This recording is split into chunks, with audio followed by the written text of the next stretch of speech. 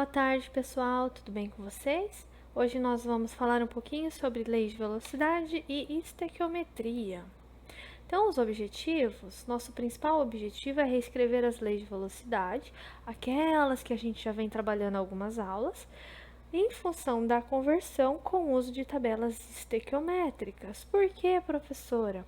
Porque se a lei de velocidade ela depender mais de uma espécie, ou seja, quando depender apenas do reagente limitante, nós precisamos relacionar as concentrações das diferentes espécies entre si.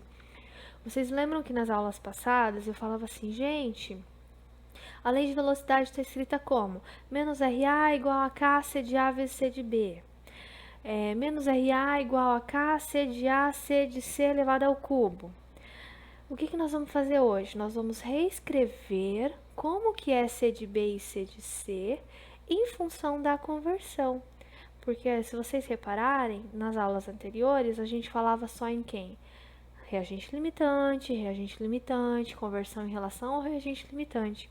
Então, a tabela estequiométrica, ela vai nos fornecer subsídios para escrever a concentração, número de mols ou vazão de outras moléculas que não são reagente limitante, em termos de conversão, para que a gente possa utilizar na equação do balanço molar. Entenderam? Minha reação ela é reversível. Ela tem também concentração de C e concentração de D. Então, eu preciso reescrever essa concentração de C e concentração em D em termos de unidades mensuráveis e também em termos de conversão. Porque, afinal, na indústria, o que a gente quer? Conversão sempre, alta conversão, maximizar a conversão, ter um bom rendimento. Então, é uma estratégia que vai nos permitir escrever a lei de velocidade quando ela depende mais de uma espécie, não apenas do reagente limitante, ok? Então, esse é o nosso objetivo geral. Então, vamos lá. Vamos considerar uma reação global em termos de reagentes limitantes. Nós temos uma reação geral do tipo A mais B dando C mais D. Dividimos todo mundo pelo coeficiente estequiométrico, Azinho aqui, certo? E nas últimas aulas, nós vimos como o número de mols do reagente limitante, ele podia ser escrito em termos de quem? De conversão, exatamente. Então, o número de mols que permanecem dentro do reator no final da reação, no tempo T igual a T, vai ser igual o número de mols que entram dentro do reator, então Na0, menos o número de mols de A que foram consumidos como resultado da reação química. Lembra que a gente definiu isso na última aula em função de conversão? Então, Na vai ser igual Na0 menos Na0x, galera, x, ok? De maneira análoga, a gente também vai poder calcular para uma espécie B, para uma espécie C, para uma espécie D e assim por diante.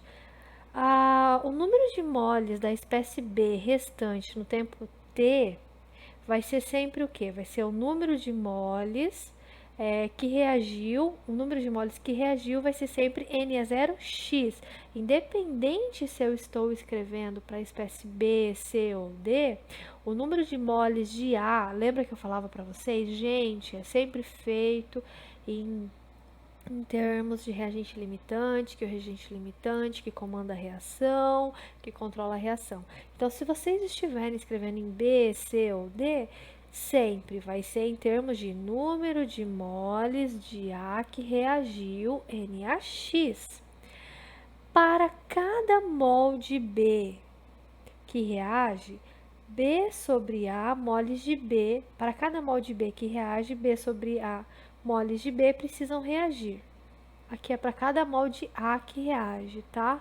B sobre A moles precisam reagir, portanto, o número total de B olha só, gente, para cada um desse, B sobre A desse precisam reagir, certo? Então, como que vai ficar o nosso número de mols reagidos? Vai ser B sobre A vezes mols de A reagidos, Na0x. Gente, nada mais é do que uma regrinha de 3, tá ok? Uma regrinha de 3, muito simples.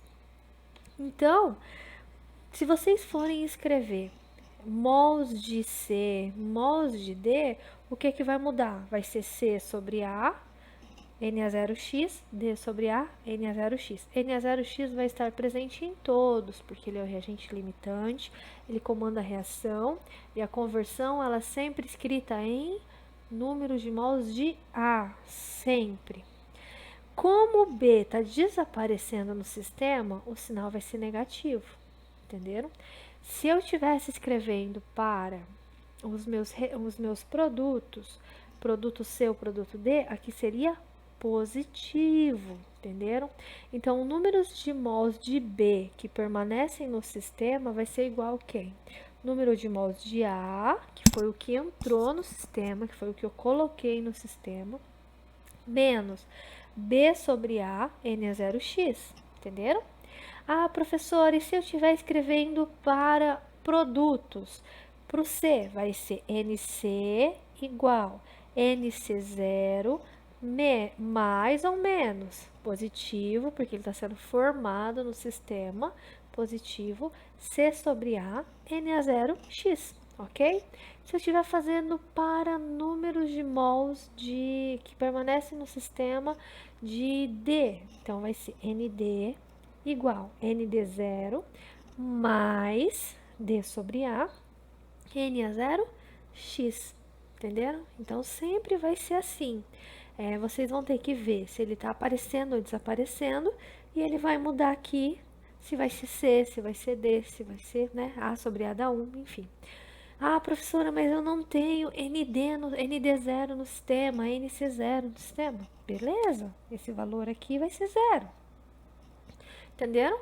Porque pode acontecer um sistema no qual vocês iniciam o processo com um pouco de produto já. Com um pouco de produto, para que não favoreça a reação reversa. Enfim, por inúmeros motivos. Então, pode acontecer, a gente padroniza. Então, vamos lá? A gente chama de tabela porque montamos em formato de tabela. Só por isso. Então, agora a gente vai fazer para um reator batelada. Espécies. Eu tenho uma reação de A mais B dando C mais D. E inertes. A gente vai pôr o inertes aqui porque muitas vezes eles fazem parte do nosso sistema. Então, espécie A, B, C, D e inertes, certo? Número de mols iniciais. Ó, lembra? Número de mols inicial.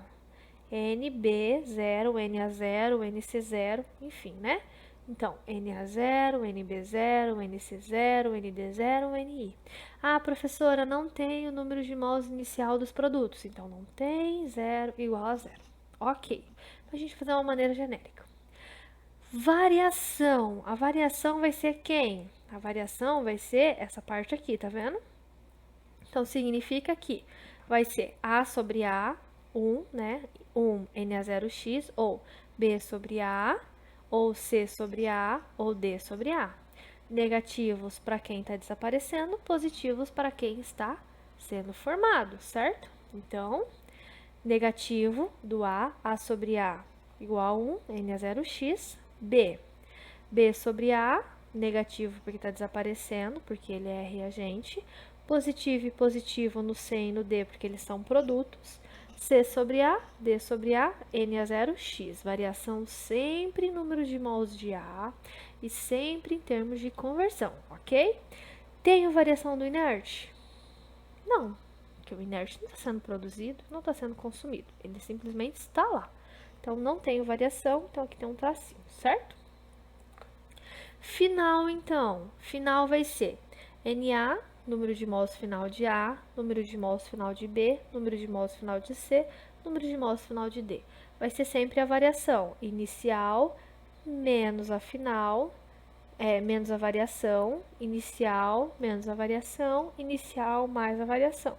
Então, é só vocês juntarem essas duas colunas, nós temos o número de mols final. Estão vendo? Estão vendo que segue um raciocínio? Na todo mundo, Na, NB, NC todo mundo, 0, condições finais, condições iniciais e as variações.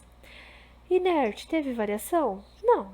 Então, número de mols de inerte final é igual ao número de mols de inerte inicial. Isso aqui é a tabela estequiométrica, galera. Entenderam? A gente escreveu número de mols de B, C e D em função da conversão para todos os outros componentes que não são apenas ao reagente limitante. Essa é a ideia da coisa, entenderam? O número de mols total vai ser a soma de todo mundo, entenderam? Então, NT0 vai ser NA0 mais NB0 mais C0 mais D0 mais... Estão vendo que todos eles têm em comum NA0x? Então, eu vou deixar em evidência NA0x e vou somar os coeficientes estequiométricos. D sobre A mais C sobre A menos B sobre A menos 1, tá vendo? Que é esse termo aqui. Então, o número de mols total vai ser essa equação aqui do sistema de vocês. Ela é muito importante, a gente vai usar pra caramba essa equação, tá, gente? E os coeficientes estequiométricos que estão em parêntese, isso aqui, a gente denomina, então, de expansão ou compressão, né? Aumento do número de mols de A, mols de A reagido, vai ser o sigmazinho aqui. O número total de mols pode ser calculado também por essa equação, tá vendo? Então, eu só peguei essa equação aqui e substituí isso daqui num deltazinho minúsculo. E o objetivo, então, é o quê? A gente escrever em função da concentração. Gente, que tá errado, tá? Da concentração. A gente não escreveu aqui em números de moles? Nós escrevemos em números de mols. Quem é a concentração? Concentração é número de mols por volume. Então, eu vou escrever concentração de A igual número de mols de A dividido pelo volume. Número de mols a concentração de B vai ser número de mols de B dividido pelo volume. Que é isso aqui, tá vendo? Então, eu fui lá na tabela estequiométrica, peguei quem era NA, NB, NC e ND e substituí aqui para achar a concentração. Então, a concentração de A, de B, de C, de D. Todo mundo bonitinho, estão vendo? Aí, para dar uma simplificada, o que a gente pode fazer? É mais preferível que eu transforme todo mundo em número de mols de A ou concentração inicial de A. Por quê? Porque ela é uma unidade muito mais facilmente medida do que a concentração de B, do que a concentração de C, do que a concentração de D. Então, nesses casos aqui anteriores, olha, eu estou em número de mols de B, número de mols de C, número de mols de D.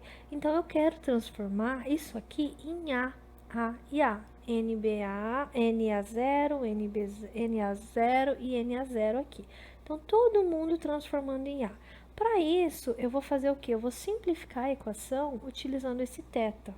Esse θi, ou θb, θc ou θd, vai depender da espécie que vocês estão fazendo, ele vai ser a relação entre números de mols do componente que vocês estão estudando, B, C ou D, ou concentração ou a fração, dividido pelos seus respectivos em termos de A inicial. Sempre vai ser assim. Então, o que eu vou fazer? Olha só, essa aqui é a do slide passado. NB0 menos B sobre A, NA0x. Para que eu isole o NA0 aqui, que nem aqui, para que eu isole esse NA0, vocês concordam comigo que eu preciso fazer o quê? Eu preciso passar dividindo. Não preciso passar dividindo, um dividindo aqui, porque a hora que eu multiplicar os dois, vai cortar NA0 com NA0 e vai sobrar NB0. Então, é justo que eu faça essa traquinagem matemática para que apareça um NA0 aqui. Por quê? Porque NB0 sobre NA0 vai ser igual a θb, exatamente. Então, esse termo aqui eu vou transformar em θb e vai sobrar quem para mim? Vai sobrar o NA0, tá vendo? Então, eu deixo de ter uma unidade que muitas vezes eu não consigo medir para que eu possa ter uma unidade mais facilmente mensurável, como número de mols de A. Se o batelada for a volume constante, NA0 sobre V vai ser o quê? C de A0. Então, por mais que eu esteja escrevendo C de B, C de C, CD, eu vou ter sempre um C de A0. Estão vendo? A minha variação vai estar dentro do meu teta B, do meu teta C, do meu teta D. Entenderam? Então, eu consigo simplificar as equações e passo a ter uma unidade mais mensurável. Então, em termos de NA0. Entenderam, galera? Muito mais simples. Daqui a pouco vocês pegam um jeito, tá? Vai ser sempre assim. O retor, a tabela estequiométrica, ela sempre se monta dessa maneira, tá? Então, vamos lá.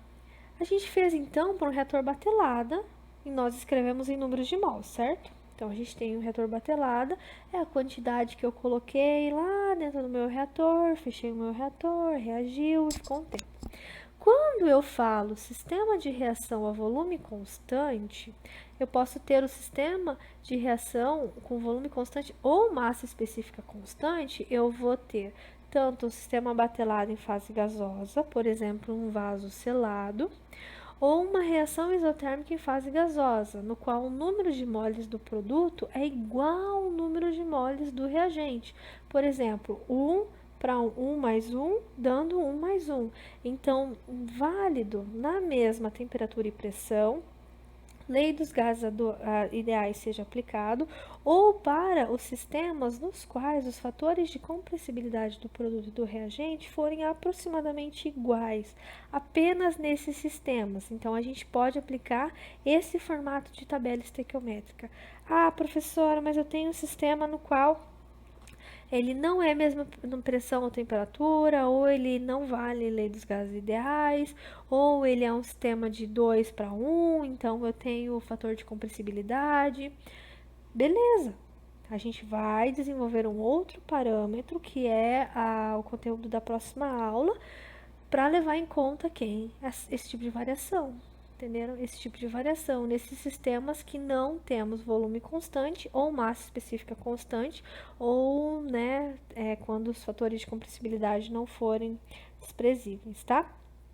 Então, nesse caso, agora em particular, a gente vai considerar que é tudo constante, ok? Não muda nada. Então, o que nós vamos fazer? Com exceção de fase líquida, de reação de polimerização. Reação de polimerização é uma reação muito particular que a gente precisa levar em conta fatores de compressibilidade. Então, é uma exceção assim bem razoável.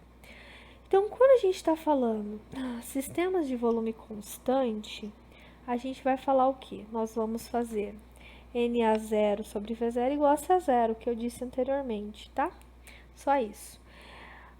Se eu estou falando em um sistema, eu estou falando de um sistema, então, que o volume é constante, eu vou trabalhar, então, com a concentração. Vou dividir todo mundo pelo volume. Eu nem lembrava que tinha esse slide aqui, eu disse lá atrás, mas é a mesma coisa, tá? NA0 sobre V0 vai virar a concentração. Então, vocês vão fazer concentração de A, concentração de B, concentração de C e D e assim por diante, tá ok? Aqui é só aquela tabela com as concentrações. E agora, falando um pouquinho sobre escoamento contínuo.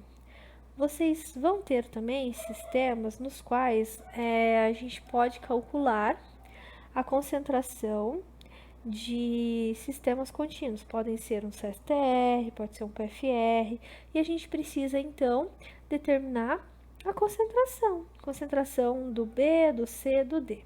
Só que agora, a gente não faz mais sentido que a gente trabalhe com número de mols, não é? Não faz sentido que a gente trabalhe com número de mols. Por quê? Porque a gente tem um sistema de escoamento. Então, faz mais sentido que a gente trabalhe com vazão molar.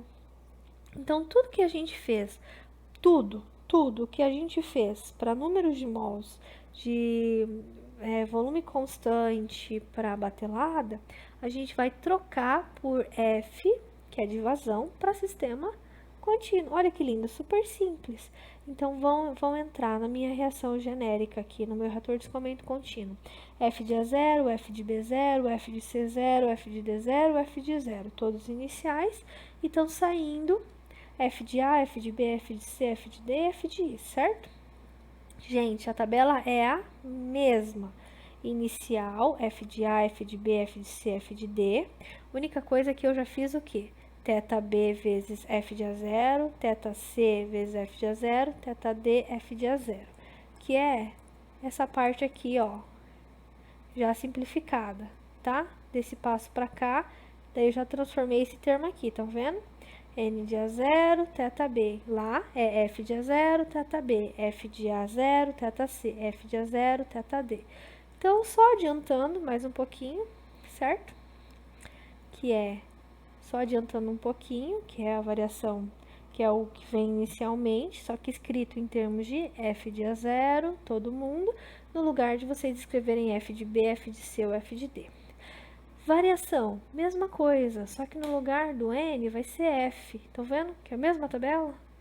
Daí, o final vai ser F de A0 menos F de A0x. E depois, θB, já vou escrever em θ, tá? No lugar de eu falar F de B0, eu já vou escrever θB vezes F de A0.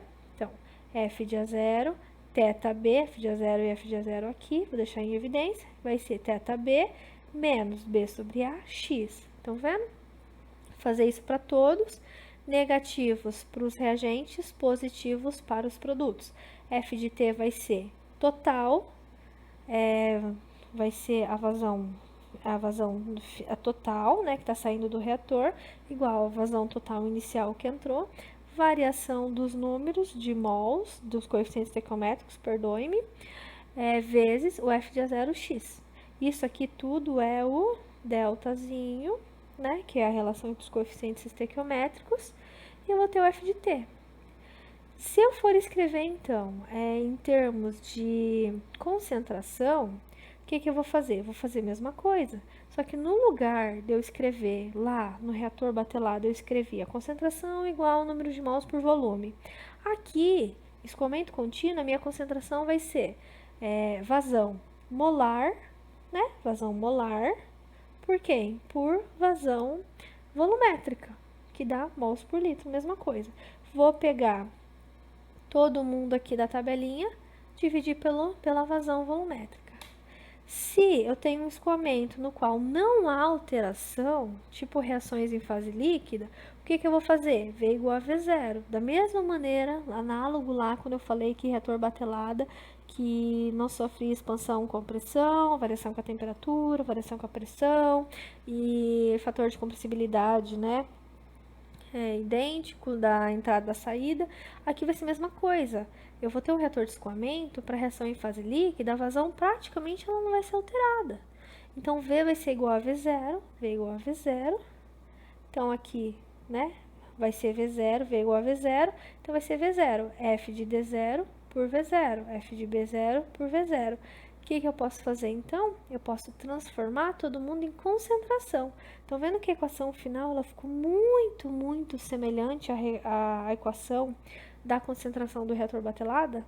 São muito semelhantes. Por quê? Porque no final, a gente vai chegar na mesma unidade. Vai ser a unidade de concentração. Então, vocês vão fazer de maneira análoga pro C e pro D aqui, tá vendo? Que nem eu fiz pro A e pro B. E daí, na próxima aula, a gente vai resolver um exercíciozinho, tá ok? Muito obrigada, pessoal. Essa aqui é a referência e até mais. Tchau, tchau.